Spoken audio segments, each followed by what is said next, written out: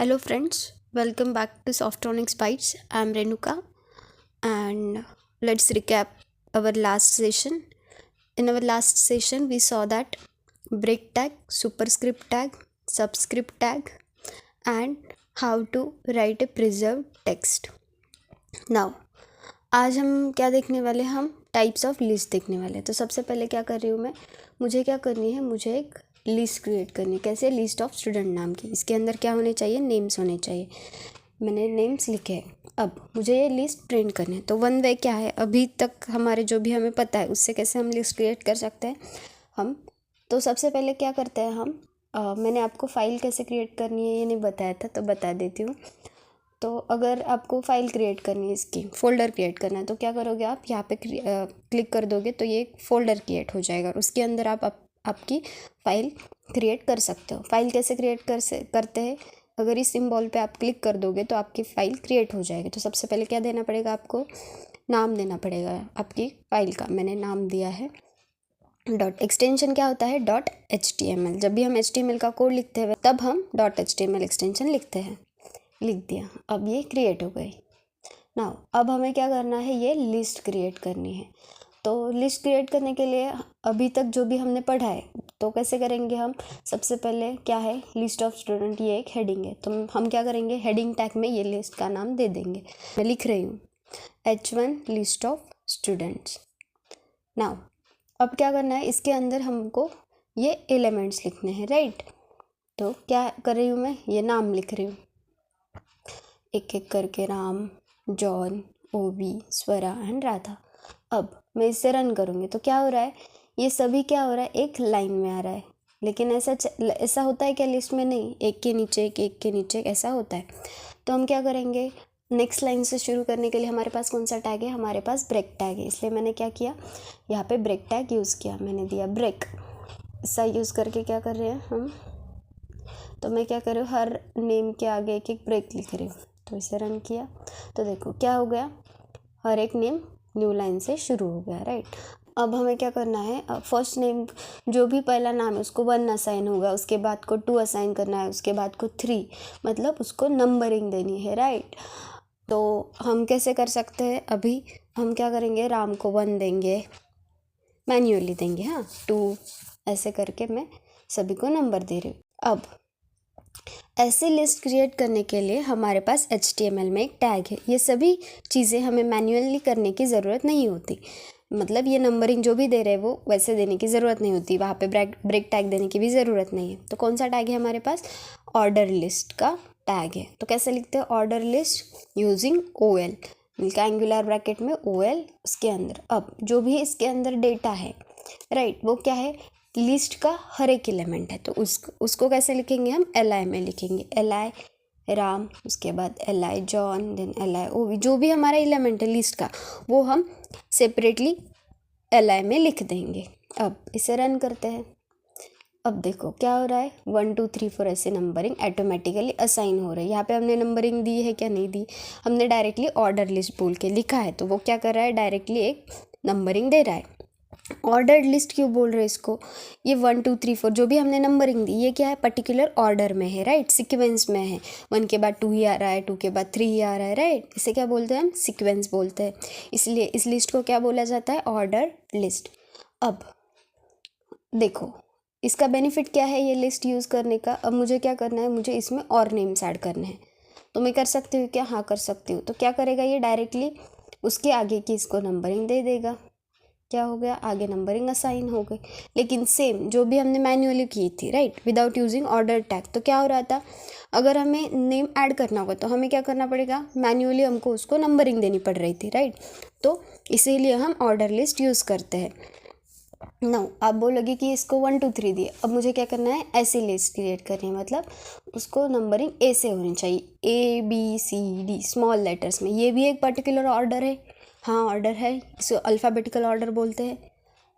तो ऐसे करनी है, तो क्या कर लेंगे हम, और एक लिस्ट सेपरेटली क्रिएट कर देंगे। मैंने इसको कॉपी करके पेस्ट किया है। अब मैं क्या कर रही हूँ, सिंपली जो भी मैंने ऑर्डर लिस्ट लिखी है OL, उसके अंदर ध्यान से देखो मैंने कहाँ पे लिखा है, ओपनिंग टैग, OL का ओपनिंग टैग में लिख रही हूँ मैं। इसको देखो कैसे लिख रही हूँ, टाइप इक्वल्स टू, इस इन्वर्टेड कॉमा में जो भी हमें लिखना है वो लिख देंगे। मुझे क्या चाहिए, ए से चाहिए, मैंने लिखा स्मॉल ए, तो क्या हो गया, स्मॉल ए से इसकी नंबरिंग आ गई। सिमिलर वे मुझे कैपिटल ए से चाहिए तो मैं वैसे भी लिख सकती हूँ।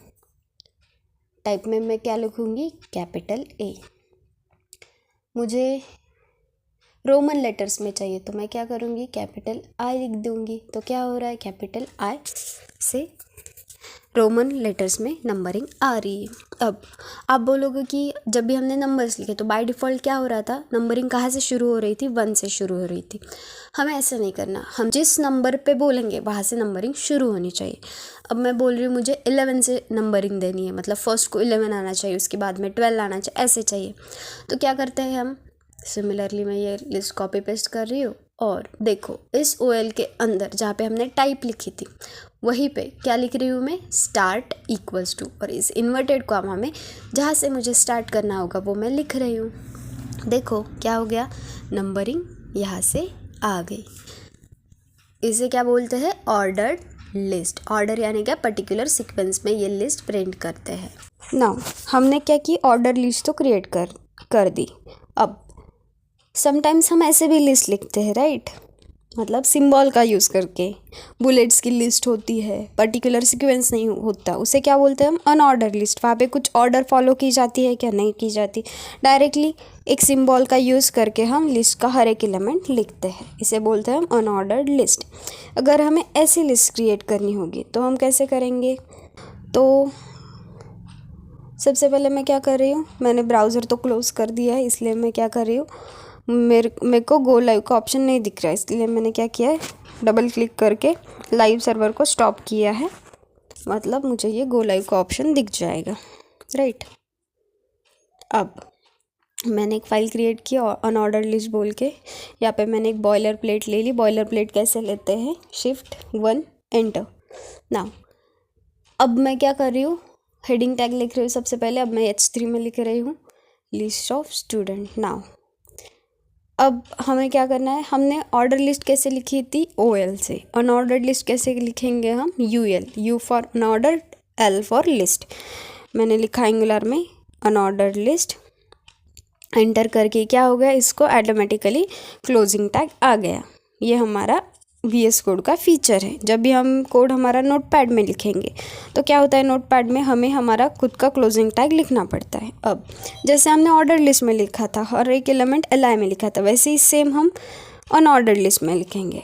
अब इसे रन करते हैं, क्या हो रहा है, ये डिफ़ॉल्टली कैसे आ रहा है, इसको सर्कुलर डॉट्स में ये लिस्ट लिख रहा है, राइट। हमने ऑर्डर लिस्ट लिखी, डिफ़ॉल्ट टाइप क्या थी, नंबर्स थी, इसमें क्या है, सर्कल है, राइट। अब जैसे हमने ऑर्डर लिस्ट में डिफरेंट टाइप्स देखे थे, वैसे हम अनऑर्डर लिस्ट में भी लिख सकते हैं कि हाँ लिख सकते हैं। अनऑर्डर लिस्ट स्क्वायर की भी लिख सकते हैं, राइट, मतलब हर नाम के आगे स्क्वायर आना चाहिए छोटा सा। तो क्या हो गया, मैंने क्या किया, सिर्फ अनऑर्डर लिस्ट के ओपनिंग टैग में टाइप में लिखा स्क्वायर, तो क्या हो गया, ये स्क्वायर आ गया। नाउ अब मुझे क्या करना है, अब देख सकते हो क्या हो गया, ये स्क्वायर के फॉर्मेट में इसने लिस्ट प्रिंट कर दी। अब हमने ऑर्डर लिस्ट देखी, मतलब पर्टिकुलर सीक्वेंस फॉलो किया। हमने अनऑर्डर्ड लिस्ट देखी, मतलब क्या, सिंबल का यूज़ करके हमने उसको लिस्ट को प्रिंट कर दिया।